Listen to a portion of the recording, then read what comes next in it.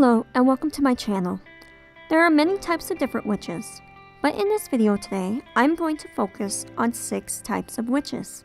The ones that I'm going to talk about today are the Divination Witch, the Sea Witch, the Kitchen Witch, the Ceremonial Witch, the Alexandian Witch, and the Elemental Witch. So, let's get started.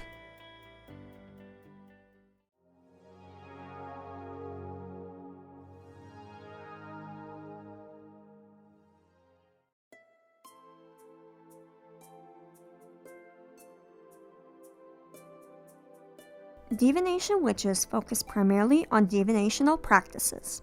This can include tarot and oracle readings, pendulums, scrying, runes, tea leaf readings, meditation, and connecting to their inner guides and higher beings. To them, it is most important to incorporate these divinational practices into their everyday lives, or at least in ceremonial rituals. They may draw their power from the earthly elements, from meditation, or from the help of seasonal changes that open portals and lower the veil between the physical and spiritual world. Divination witches are highly in tune with their intuitions. They have the uncanny ability to hear, see, or sense what others cannot. They find themselves as empaths and have an uncanny ability to also predict the future.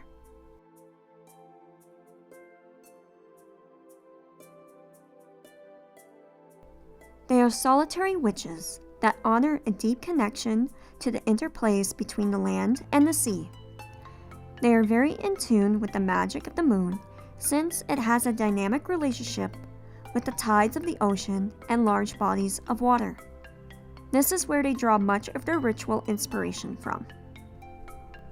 They like to raise energy from the already powerful forces in nature all around them, but their energy is specifically heightened by coastal lines. This means that rituals and spells honoring thunder, lightning, storms, the power of the sea, and the roots of the land are all practiced regularly. They like to meditate near their chosen body of water. This is a powerful way to begin to discover their essence and learn the mysteries of the water source. Their magical tools include sand, shells, driftwood, or other elements from the sea. They feel connected to the ancient folk customs involving sirens and other sea creatures.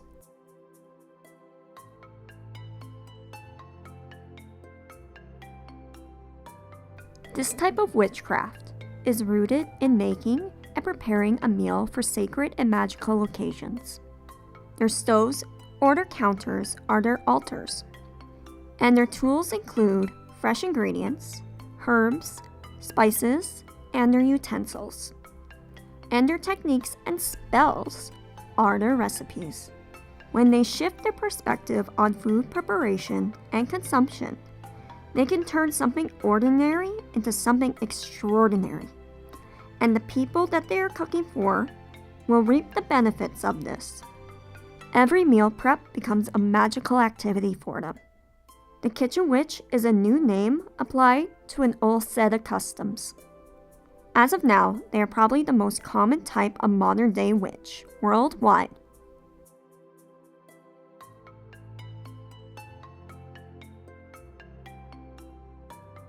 They have a very structured approach to attaining enlightenment that uses many long, complex, and elaborate rituals to bring about their desired outcomes.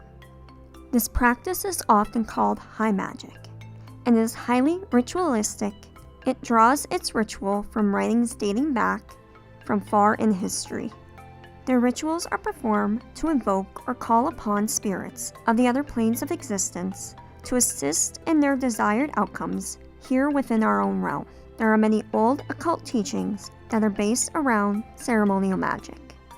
These type of witches may adhere to one of these practices or combine old occult teachings to create their own type of rituals. Sometimes they are solitary, or sometimes they can be part of a coven, and will treat their ceremonial magic more as a religion. They use magical tools on a regular basis, much like other types of witches. With this type of witch practice, there's not always a clear distinction between good spells or white magic and bad spells known as black magic. So their morals and knowledge will depend on the type of traditional ceremonies that they follow.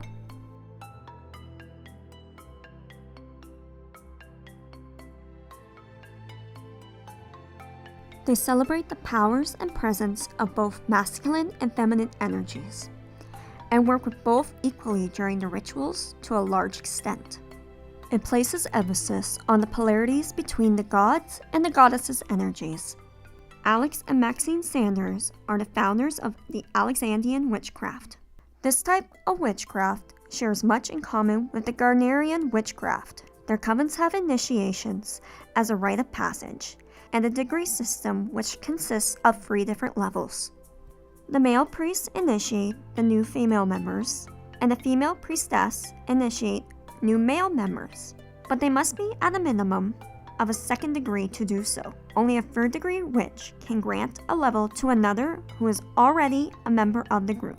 Some groups have a pre-1st degree level known as a neophyte. Most people remain as a neophyte for about a year for foundational teachings until they are invited to join the 1st degrees and focus on the mysteries, both in their studies and personal experiences. To be able to join the coven, you must be of legal age and be of sound mind to do so. 2nd degree witches in this practice may create their own covens should they choose to, and 3rd degree witches can become autonomous. Their primary tools are also similar to other witch traditions. Any instrument that is used should be concentrated before the use and within the confines of a sacred space. The witch must declare the intended purpose for each piece. The most common tool is a sacred knife, also known as an aphum. The aphum can be used for calling, casting, and initiations. It is best to receive an aphum as a gift and not to buy it for yourself. Incense is also used as an offering and a divination tool, and it can produce an altered state of consciousness in a ritual setting. Their covens meet for rituals during the new moons.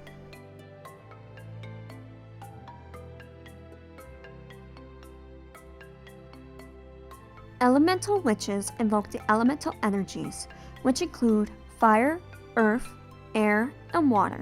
They invoke these energies as an empowering force for their magical goals. Practitioners of elemental magic need to study and train diligently to wield such powers with respect and aptitude.